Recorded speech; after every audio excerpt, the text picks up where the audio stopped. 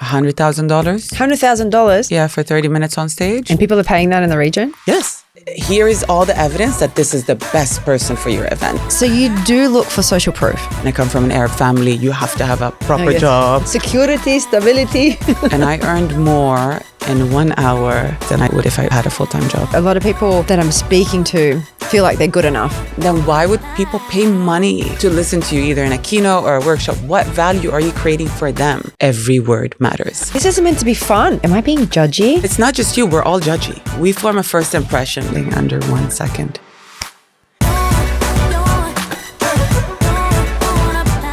I meet a lot of people that want to be paid for professionally speaking, but don't know how.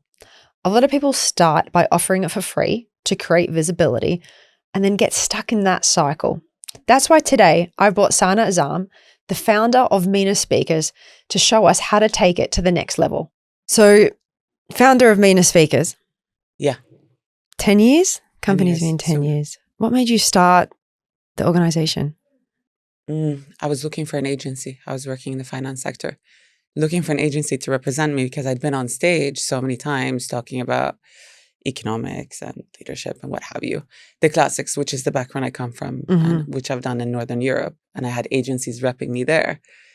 So when I was looking for one here, there wasn't really one that catered for business speakers. And then I checked with the international agencies I worked with. Do you want to set a shop up here? Are you expanding to the Middle East? And it was a unanimous voice, no. And then I went, oh gosh, I really want to do this for myself, but also for the region. I want to showcase the Arab voices, regional voices, and really own our narrative. I left the job that I was at and set this up quite rapidly. And it's a marketplace for regional speakers and global speakers, and it's mostly for events? Yeah. Okay. Yeah. Why do events need speakers? So when people are congregating, and that's something we've always loved to do, and we'll always love to do.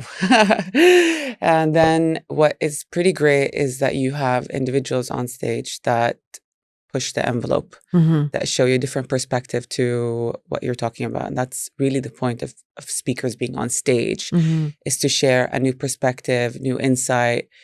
And I'm using the word new a lot because that's the whole point. If you're regurgitating old information, there's no point of you being there. No power, no point, no PowerPoint. Okay. Thanks.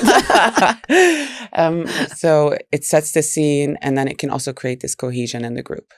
Okay. And a lot of people that I work with, especially in the personal branding space, they want to be great speakers. Or they want to be speakers in general.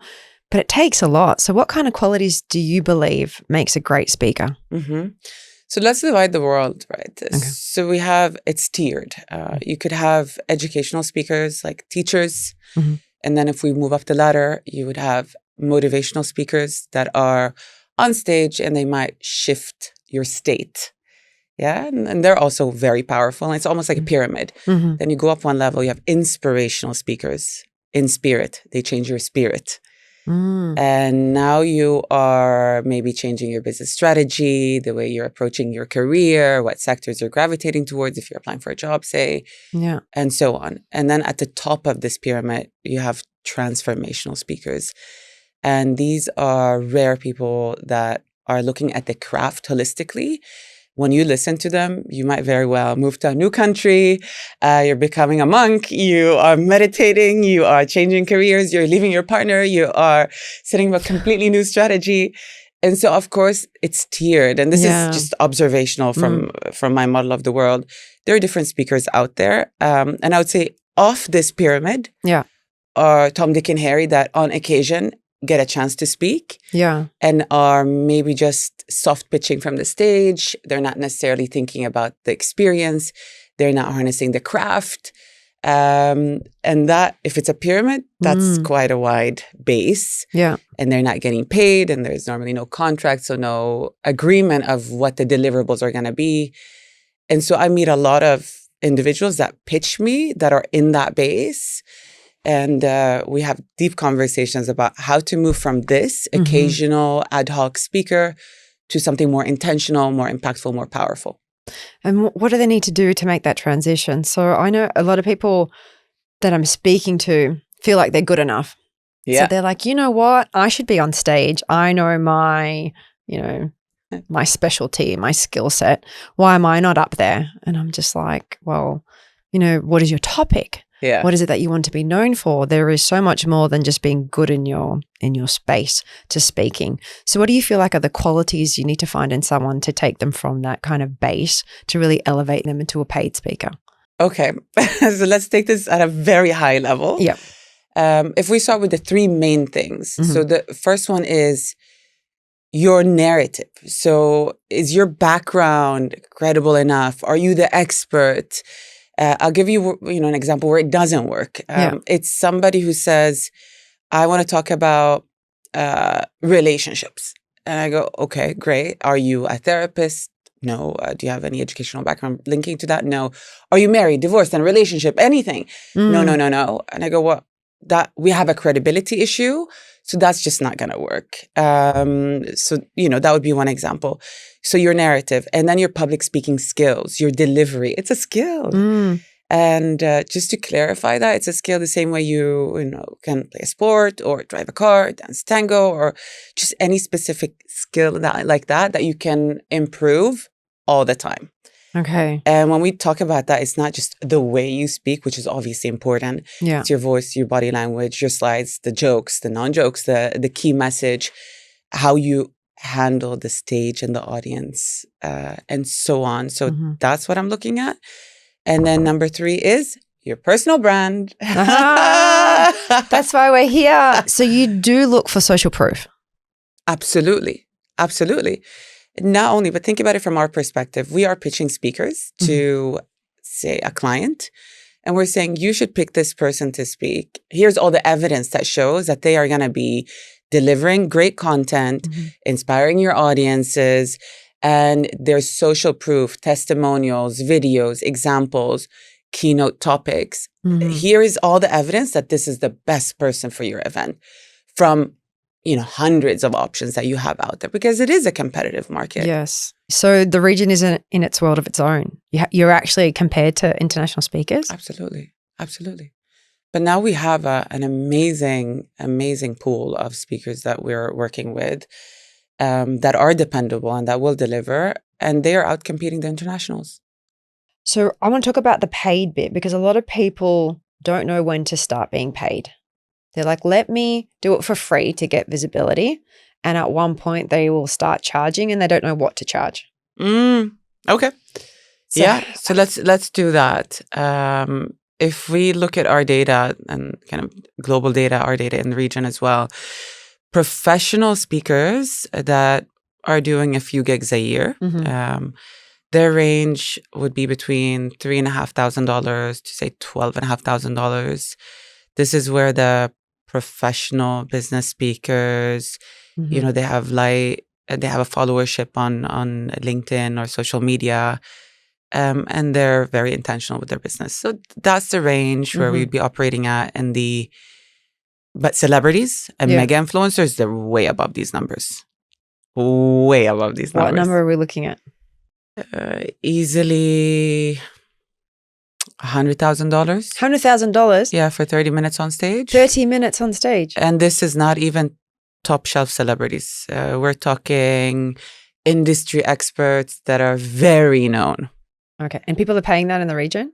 Yes. And people pay for speakers in the region and everyone's still doing it for free? No, not everyone's doing it for free. No way. There's a misconception around that, because I work with a lot of execs in C-levels who still want to do it for free. You're undervalued and underpaid. That's a self-worth story, perhaps, or a knowledge gap. A knowledge gap. So people should always be asking for money. Well, you'll see the transition of what happens when you do get paid. All of a sudden, they're meeting you with a certain level of professionalism, structure, organization. There often is a contract between you that outlines the rules of engagement. Essentially, just going to get higher valued. Okay. Tell me about the first time you were paid. How was your experience? So I was 20. I had just won this award in Sweden called Female Economist of the Year. Big honor. I was in the press, and it was pretty cool. That's really cool. At that age, it was like, okay, wow. I was having like a pinch me moment. And then I get a call from an HR conference and they say, hey, we read about you. You go to Stockholm School of Economics, which is a top university in Sweden. Would you like to come and speak at our conference? I go, okay, what do you want me to talk about? They're like, figure it out. Sure. You figure it out. And I went, okay, fine. And I pitched a few ideas. And I was like, what about what top talents want? And what are the conversations that we're having that we're not telling HR or recruiters about? Like, what is the informal conversation amongst these top talents? And so I drafted a speech, went up on stage. It's the first time I'm on like a big stage and there are just spotlights in my face and people are staring at me. So the first maybe 2-3 minutes, I black out. Yeah, the adrenaline. Absolutely. I'm getting anxious thinking. Yeah, same. I feel like I'm right there right now. And then I somehow just start coming back and I feel my mouth is moving. So I'm doing something. Yeah. And then from there, the speech continued. So I finished the speech, survived, step off stage. And then another lady comes up to me and she says, I really like what you did. Can you do the same speech to our top management? We don't have a big budget. This is our budget. Would you be okay to speak? And I go, yeah, trying to play it cool. Sure. Sure, if you can afford me, I'm not sure. And it was, it was basically the same amount as my monthly stipend that I had for, at university level. So I agreed. And that was an absolute pinch me moment. Like, what is going on? People want to pay me to speak. Yes. And that just, started a snowball. And I got booked from one place after the other across the country. And then it became Norway, Denmark, London, and it just expanded like that. Plus an agency that snatched me up. We started working together, and then it was a second and a third. So that was how it unfolded. And I earned more in 1 hour in my 20s than I did if I would have had a full-time job, which was insane. And that's where the thought of the business was like, wow, this is an actual business model. It's not just, paying me to speak.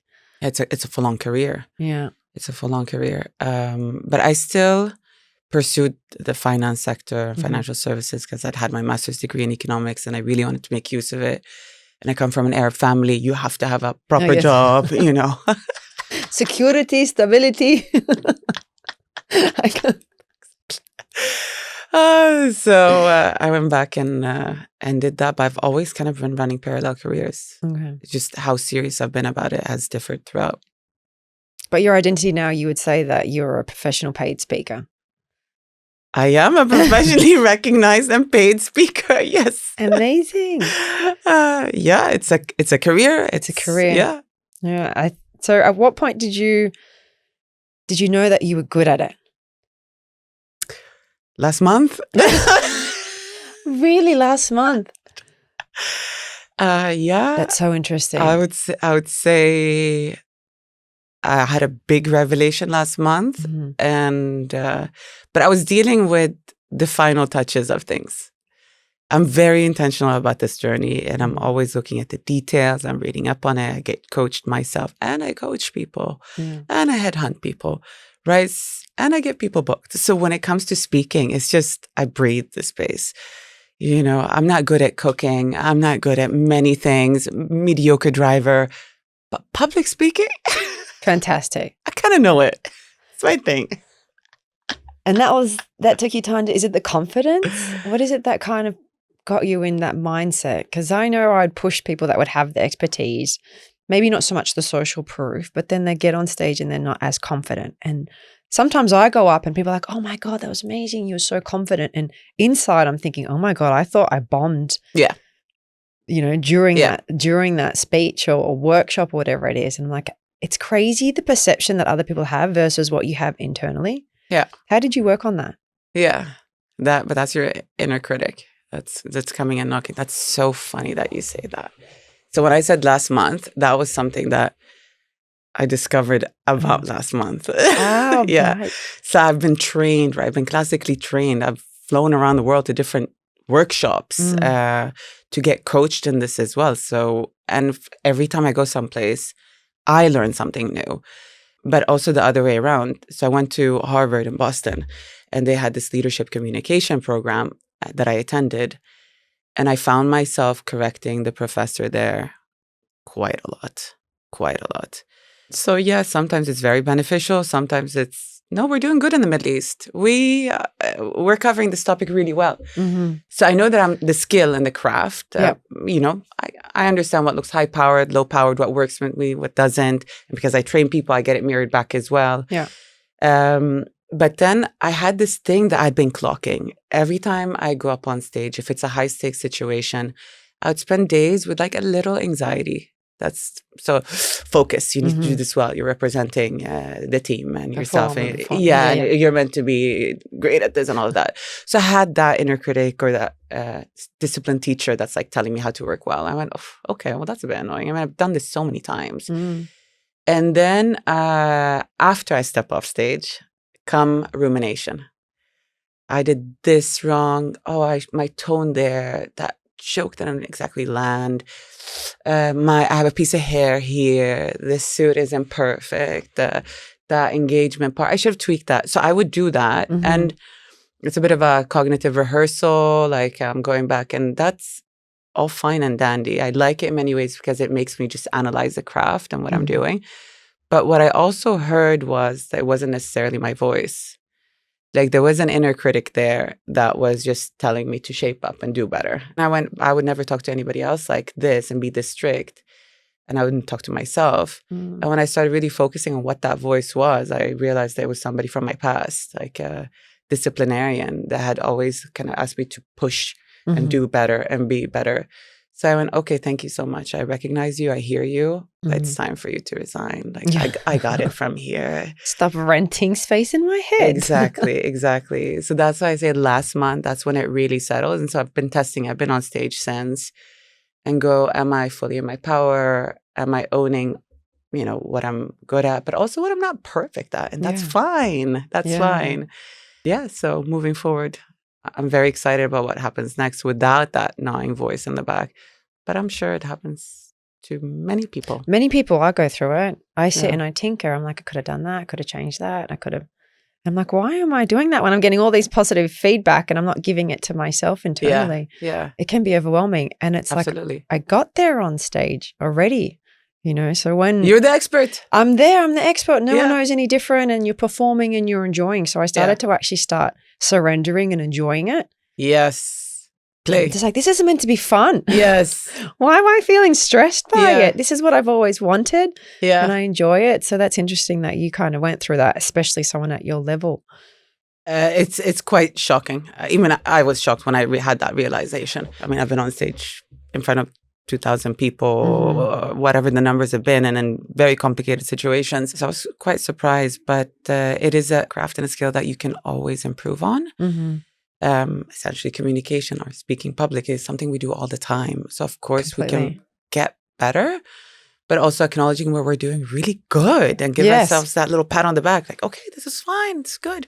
Agree. Yeah. I think it can be really overwhelming. Like you said, we use public speaking all the time, like even within an organization, when you're doing team updates, I think there's just like so when you go from a bigger crowd, because you said 2,000 people, do you just keep getting more and more nervous when the crowd gets bigger? Or is it specific people in the audience? No. Okay. Do I feel little something? Yes, the adrenaline's kicking in. I'm entering peak performance state. I'm going to hold the energy for whatever the number is in front of me, and whether that's 3 or 100 or 2,000, I'm so mindful of that. I go in to thinking like, how can I be of service to them? How can I create experience for them? How can I make it as great as possible for them?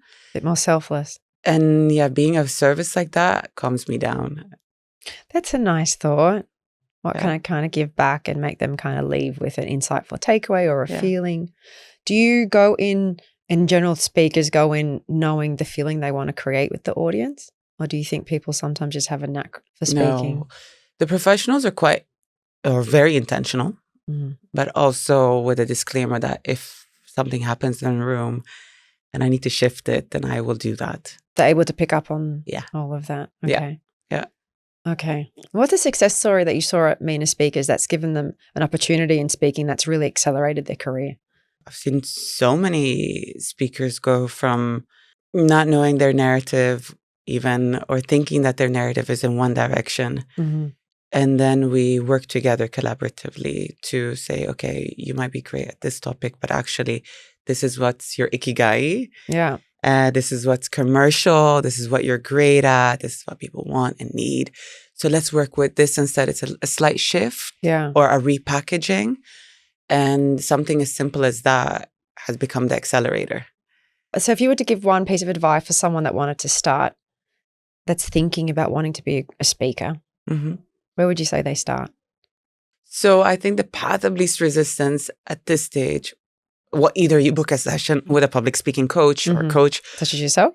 Such as myself. And then we can have that direct conversation and very quickly, within a couple of hours, just have a roadmap, or a PR publicist. People in this space, they would be able to guide you really nicely. So pay for that coaching and information. That's one. Or you can A/B test it yourself. Go and create a video online. Talk about something. Talk about what you're passionate about. Is anybody even engaging? Are you getting the right feedback? And if you do this quite consistently and you're pushing the envelope, you are going to get, hey, do you want to speak? Okay. Because a lot of people will go to me, but Robin, it's so different filming it in front of a camera versus in front of an audience. And then I kind of go back to the social proofing thing. I'm like, yeah, but where are they going to find you and see you speaking first? Like it's a bit of a chicken and egg. Well, we need the content to be fresh. I get a lot of, I want to be a motivational speaker. Like, what is that? What do you mean? What are you motivating about? What is it? I have one story, this happened to me. Yeah. I go, okay, that's great. And you think that you can live a whole career on that one anecdote that's quite small. No, that's part of your hero's journey. Yeah. We can package that so that we do that in your hero's journey of why you are sharing knowledge or why you're sharing a story. So that can be part of it. But after some time, we're looking for content that is interesting, that will inspire your audience, that has a fresh perspective.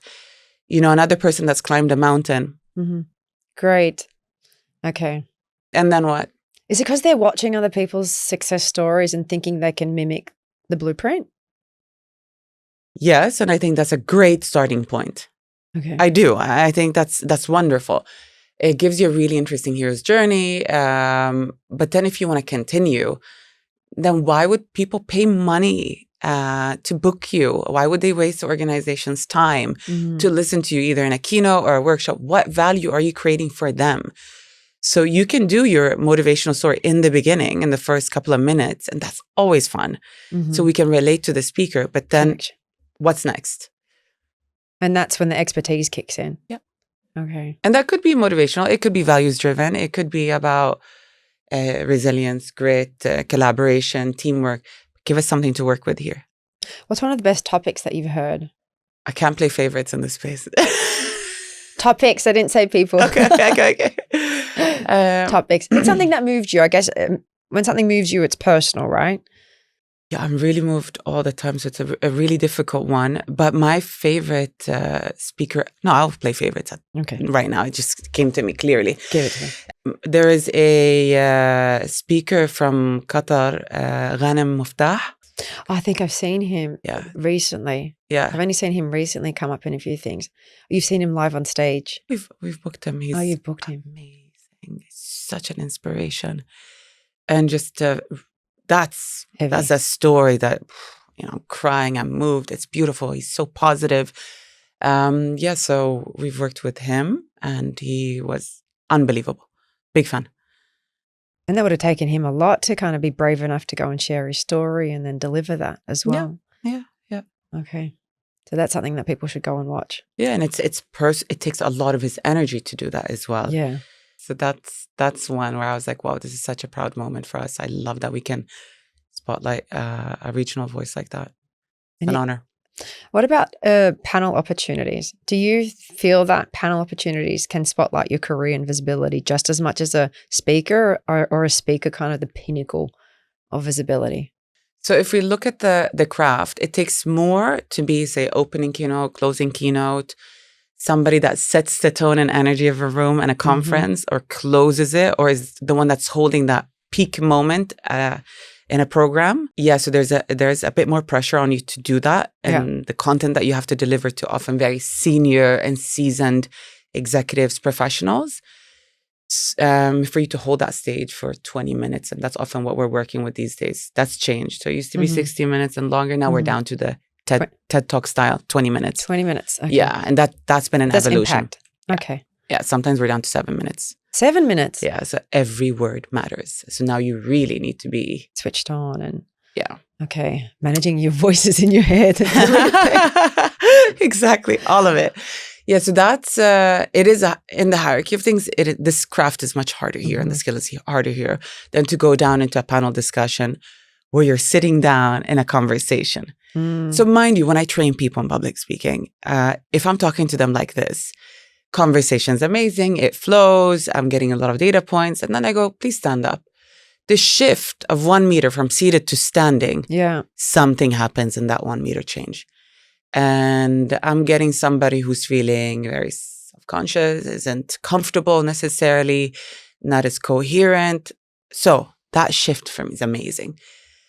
I'm already feeling it. I love seeing that confidence kind of, and you just like visually showed it from being in a comfortable conversation to like owning your space and standing and speaking. Yeah, because all of you is visible now.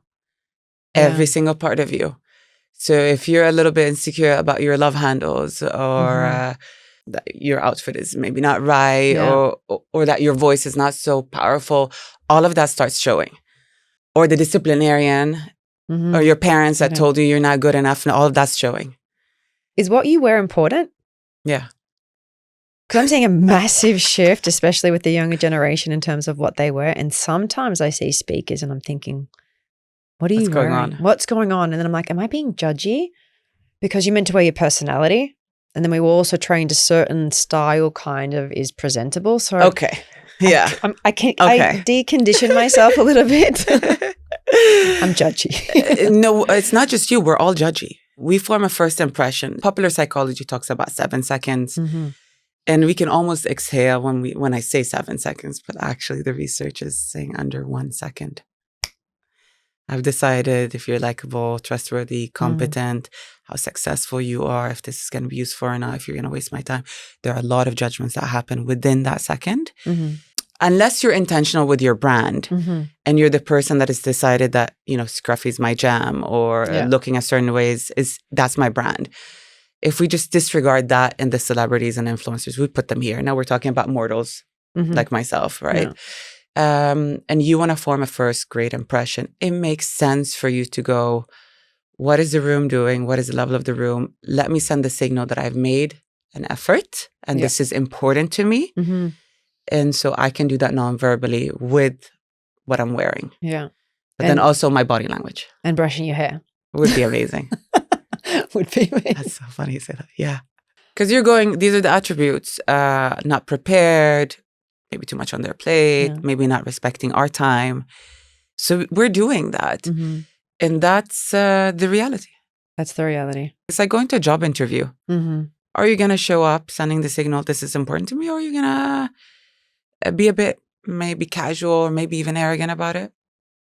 Your choice. Very similar. Yeah. Saana. What's next for Saana? I'm going to go back to the office and take a few calls.